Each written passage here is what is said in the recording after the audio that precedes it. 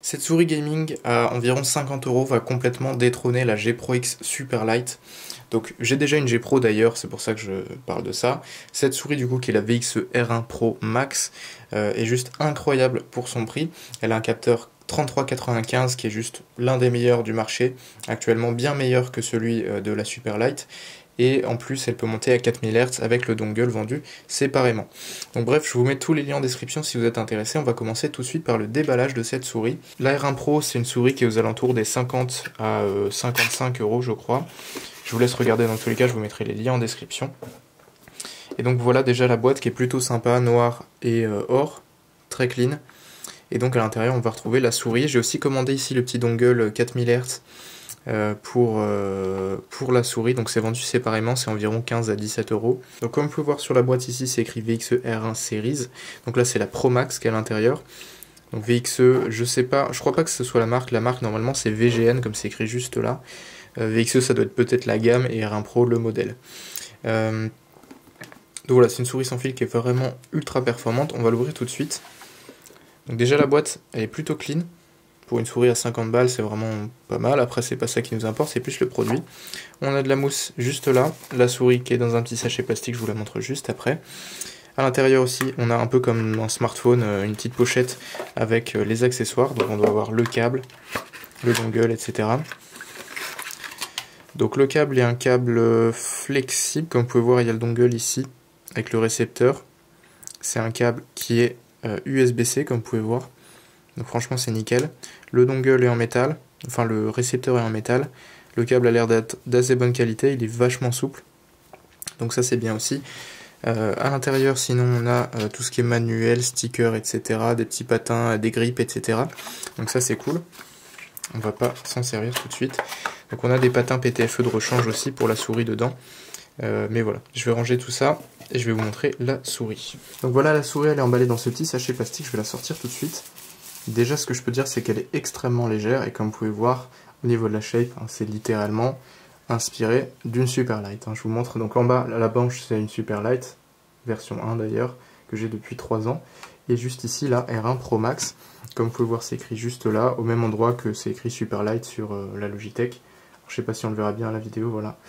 Bref, le design est vraiment beaucoup inspiré, je pense qu'on ne peut pas dire le contraire, c'est pareil pour les patins en dessous. Niveau design, elle est vraiment super lisse de partout. Comme vous pouvez voir, le design est plutôt classique. Maintenant, la prise en main, elle a l'air d'être assez agréable. Les clics sont assez doux. Donc je vous ferai une vidéo test complète de cette souris. Mais déjà, voilà, pour le moment, je suis plutôt satisfait. En plus, c'est de l'USB-C, contrairement à la Superlight qui vaut plus cher et qui a uniquement du micro USB. Donc oui, la Superlight 2 a de l'USB-C, mais la Superlight 2 vaut 170 €. Je rappelle que cette R1 Pro Max vaut 56 € et quelques. Bref, dans les 55. La molette, ça a l'air d'être vraiment la même. Niveau design, on va pas se cacher que c'est presque la même chose. Les clics sont un peu plus longs sur la Superlight, comme vous pouvez voir. Et elle a l'air d'être un petit peu plus petite que la Superlight. En termes de hauteur, c'est pareil, on va faire la comparaison. La Superlight va un petit peu plus haut au niveau de la bosse ici que la R1 Pro Max. Voilà. Après c'est une souris qui est beaucoup moins chère.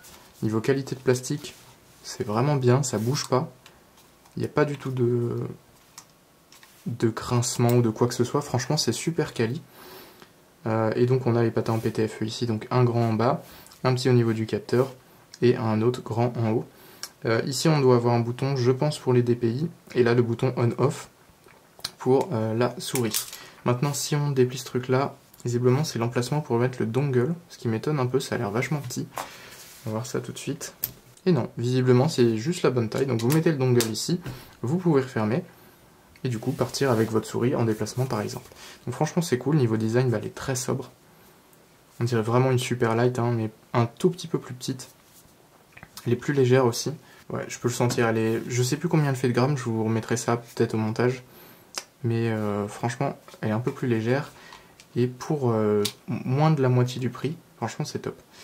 Faut savoir qu'une Superlight c'est aux alentours des 70 € en promo jusqu'à 100 balles pour la version 1. Et celle-ci donc c'est environ 50 à 55 € et quelques. Franchement c'est top. Maintenant le câble du coup, comme vous pouvez voir on a le petit récepteur ici qui vient se mettre sur le câble de chargement de la souris. Et ensuite on vient mettre le dongle dedans. Donc ça permet d'avoir la meilleure latence. Plutôt que de mettre la souris comme ça et le dongle direct au PC, ça vous permet de rapprocher en fait le dongle via le câble. Voilà, après il faut pouvoir le cacher, je sais pas si je vais l'utiliser comme ça, dans tous les cas, j'ai aussi le receveur 4K juste ici. Donc 4000 Hz, hein, c'est pas 4K comme la vidéo bien évidemment. Donc voilà, la souris est vraiment top, je la mets de côté, je vais vous faire une petite présentation juste après. Le câble a l'air vraiment quali aussi, franchement pour une souris aussi peu chère, c'est vraiment top. Donc on verra ce qu'elle vaut et après je vous dirai si je vous la recommande ou pas. Maintenant je vais ouvrir le dongle 4000 Hz du coup, qui est vendu séparément. Donc là comme je vous ai dit tout à l'heure, c'est environ 15 € pour le dongle 4000 Hz, ce qui est pas cher du tout. Ça vous revient environ à 65 € la souris et le dongle, voire 70. Ce qui est le prix d'une Superlight seule qui est moins performante. Voilà, à l'intérieur un petit manuel, on s'en fiche un peu, et le receveur qui est juste là. Alors c'est très standard, hein, c'est un peu comme celui de Razer par exemple, en tout cas dans la forme. Vous branchez du coup votre USB type C ici, et ensuite vous avez directement votre récepteur qui est là-dedans. Voilà, ça je pense qu'il faut le mettre assez proche de la souris, genre par là, et comme ça quand vous jouez, vous avez les meilleures performances. Donc on testera tout ça. Je pense aussi qu'il y a un logiciel avec cette souris, donc on va voir tout ça dans tous les cas dans le test. Il y aura sûrement une vidéo dédiée sur cette souris plus en détail. Et voilà, là pour l'unboxing déjà c'est pas mal. Le dongle est juste là du coup, je le remets dans sa boîte pour le moment, je testerai ça plus tard. Donc la souris on va l'allumer tout de suite. Alors normalement il n'y a pas beaucoup de batterie dedans. Et je vais mettre du coup le dongle directement dans le PC pour comparer à la Superlight. Donc déjà au niveau de la fluidité, bon rien à dire, forcément c'est un 3395, c'est un excellent capteur, l'un des meilleurs du marché, peut-être même le meilleur. Au niveau de l'autonomie, cette souris est annoncée à environ 150 heures. Donc c'est 2 fois plus que la Superlight, c'est environ 70 heures pour la Superlight, donc c'est énorme. Déjà la Superlight c'est gigantesque, mais là 150 heures pour une souris qui est plus légère, moins chère, plus performante, aussi quali honnêtement, il n'y a rien à dire sur la qualité de conception, c'est juste génial. Donc c'est clairement pour le moment sur papier une tueuse du Superlight, puisque celle-ci je rappelle vaut entre 70 et 100 € en neuf, tout dépend où vous allez l'acheter et à quel moment, ce qui est quand même relativement cher. Maintenant du coup cette R1 Pro Max a l'air vraiment confortable, alors je pense que c'est plus une souris faite pour le fingertip, comme vous pouvez voir, ou alors le claw fingertip, mais je pense pas trop pour le palm grip. Le palm grip en gros c'est quand vous mettez votre main complètement collée à la souris. Comme elle est un petit peu plus courte que la Superlight, les clics sont peut-être un petit peu éloignés de la pointe de vos doigts, donc je pense que c'est plus une souris faite pour le fingertip, c'est-à-dire vraiment juste la pointe des doigts, ou alors le claw grip où c'est un peu plus que la pointe. Si je dis pas de bêtises, en tout cas je suis pas un expert de ça, mais personnellement je joue en fingertip, donc je pense que dans tous les cas ça changera pas tellement de ma Superlight, hein. Mais effectivement elle est plus lourde, elle est plus grosse, je pense que c'est effectivement une meilleure souris celle-ci, tout confondu, que la Superlight. Maintenant on va faire les tests bien évidemment. Alors j'ai pas d'appareil pour mesurer la latence d'une souris, etc. Donc ça va être des tests vraiment à l'œil, visuel, etc. Donc voilà, j'ai pas ce matériel là, c'est du matériel qui est assez difficile à se procurer. Si vous voulez peut-être trouver des tests beaucoup plus complets, essayez de rechercher sur YouTube des youtubeurs anglophones par exemple. Je sais pas s'ils ont pu tester cette souris, bref en tout cas, moi je vais vous faire un test un peu d'utilisation standard puisque j'ai pas ce qu'il faut pour faire plus. Et je vais la comparer du coup à ma Superlight qui est juste ici, et je vous dirai du coup ce qu'il en est dans la suite de cette vidéo et dans les prochaines vidéos dédiées vraiment sur la présentation complète de cette souris, avec les specs et tout. Mais voilà, pour le moment, 150 heures d'autonomie, qualité de construction vraiment irréprochable, hein, ça ne grince pas, il n'y a pas de bruit, vraiment c'est top. Visiblement, oui, ce bouton-là, c'est pour changer les DPI, j'ai l'impression, puisque ça vient d'augmenter, ouais, c'est ça. Donc ce bouton-là, c'est pour changer les DPI. On peut être à 400, 800, 1600 et 3200, je pense. Non, 6400 peut-être. C'est vachement sensible. Bon, bref, en tout cas, vous avez plusieurs DPI là-dessus. Et c'est pas mal. Voilà. Autonomie, qualité de construction, performance aussi, parce que le capteur est juste incroyable. Franchement, tout est top sur cette souris. Pour ce prix-là, c'est juste bluffant. Donc je fais les tests, je vais faire un petit peu de gaming, je vais vous dire ce que j'en pense, et je vous donne du coup une conclusion à la fin de la vidéo, et vous aurez dans tous les cas mon autre vidéo dédiée sur la présentation de cette souris, et les tests vraiment plus poussés. Et donc voilà, je fais un petit test, et je vous dis ce que j'en pense. Merci à Super CDK de sponsoriser cette vidéo. Super CDK, c'est un site qui vend des clés et des licences Windows, ainsi que des jeux vidéo, des applications. Ici, ce qui nous intéresse le plus, c'est la licence Windows 10 Pro. Donc, comme vous pouvez voir, elle est à 20,18 €. Et avec mon code promotionnel SPHG, vous aurez moins 25% sur toute la boutique. Vous allez bien taper le code SPHG tout en majuscule et faire Apply. Et une fois que c'est fait, vous avez juste à payer par carte bancaire, PayPal, etc. Pour activer Windows sur votre PC, vous allez vous rendre dans les paramètres Windows, puis Système et ensuite Activation juste là. Modifier la clé de produit. Vous allez juste copier-coller pour vous, ce sera beaucoup plus rapide. Faites suivant, activer. Ensuite, ça va vous mettre que ça a été activé à l'aide d'une licence numérique. Donc, je vous mets les liens en description si vous êtes intéressé. Et merci encore une fois à Super CDK d'avoir sponsorisé cette vidéo. Sur ce, on retourne au sujet principal. Donc comme vous pouvez voir, j'ai aussi installé le logiciel de la souris, et donc j'ai un aperçu ici un peu comme dans Logitech G-Hub, sauf que le problème du logiciel de Logitech, c'est qu'il marche jamais correctement.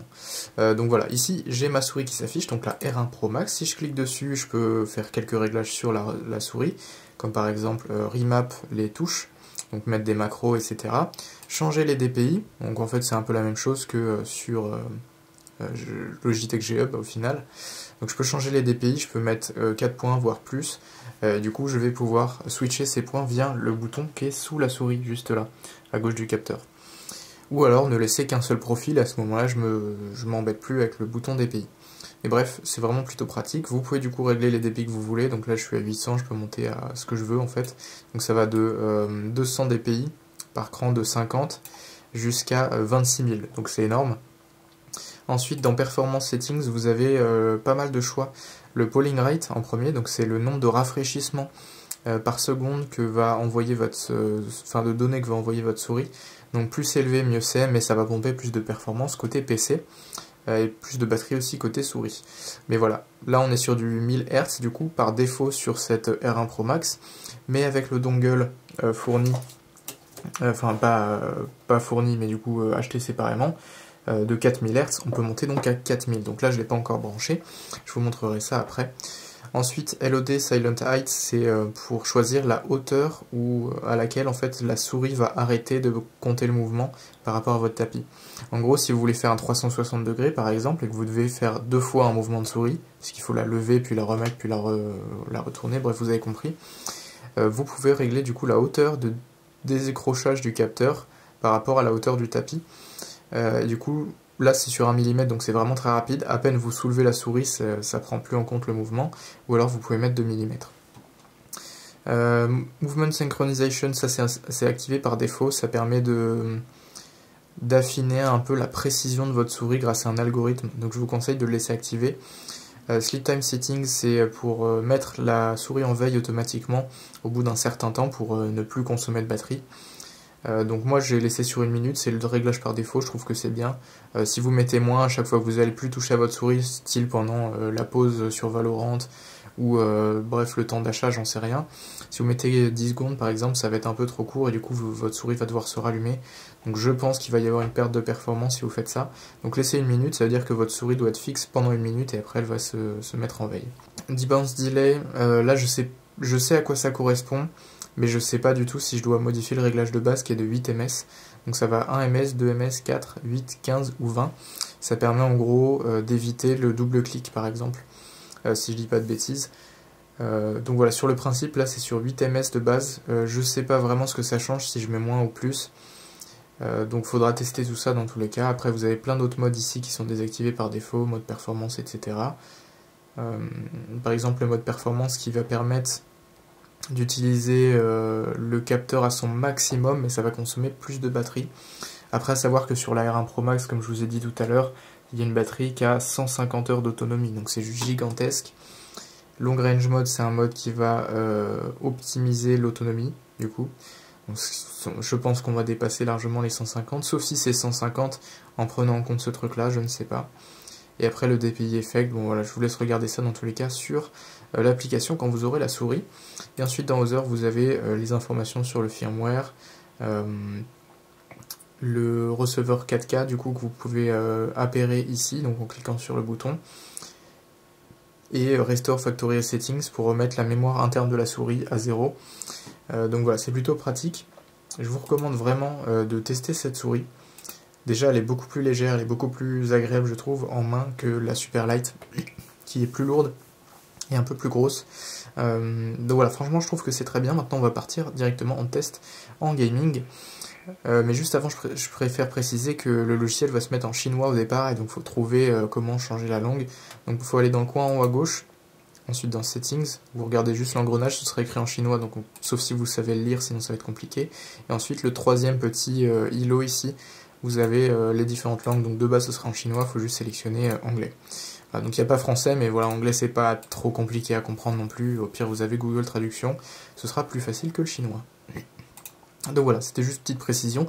Maintenant on commence direct à tester la souris en gaming, et je vous donnerai mon avis à la fin.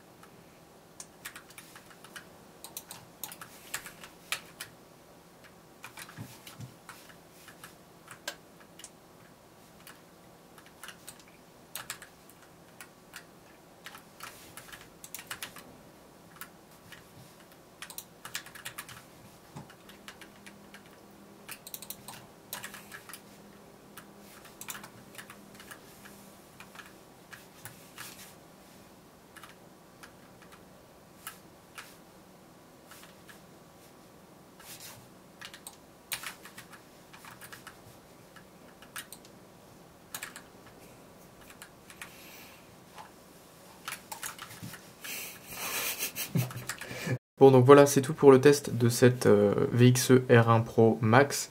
C'était un test rapide, je vous ferai une vidéo complètement dédiée sur cette souris et beaucoup plus en détail que cette vidéo-là. Franchement, je suis ultra satisfait et je sais que c'est cette souris-là qui va remplacer ma Superlight, et je pense que ce sera aussi la même chose pour vous. En tout cas, elle est vraiment parfaite, cette souris. Elle vaut 50 €. Elle a une prise en main qui est très bonne pour moi, en tout cas en fingertip, il n'y a aucun problème. La qualité de fabrication est vraiment nickel, il n'y a aucun grincement, aucun flex, enfin vraiment tout est parfait. Le capteur, c'est un 3395, il est excellent, il est meilleur que celui de la Superlight. L'autonomie 150 heures, bon j'ai pas pu la vérifier encore puisque j'ai pas joué 150 heures avec, mais c'est juste impressionnant par rapport à la Superlight, c'est le double. La qualité des clics est très bien, la réactivité est très bien. Le dongle qui va jusqu'à 4 MHz, je l'ai pas encore testé, mais je vous ferai une vidéo dédiée sur ça. Et voilà, franchement c'est une souris qui est juste excellente, qui est je pense parfaite pour son prix. Je vous la recommande dans tous les cas, je vous mettrai les liens en description si vous êtes intéressé. C'est donc la VXE R1 Pro Max. Je testerai aussi la version Pro tout court, qui a une autonomie un peu réduite mais qui du coup est plus légère. Et je vous ferai un petit comparatif des deux. Voilà, sur ce c'est tout pour cette vidéo, j'espère qu'elle vous a plu.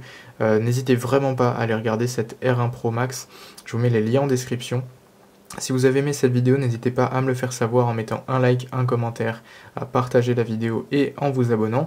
Et sur ce, je vous dis à la prochaine, à plus pour une nouvelle. Allez, ciao!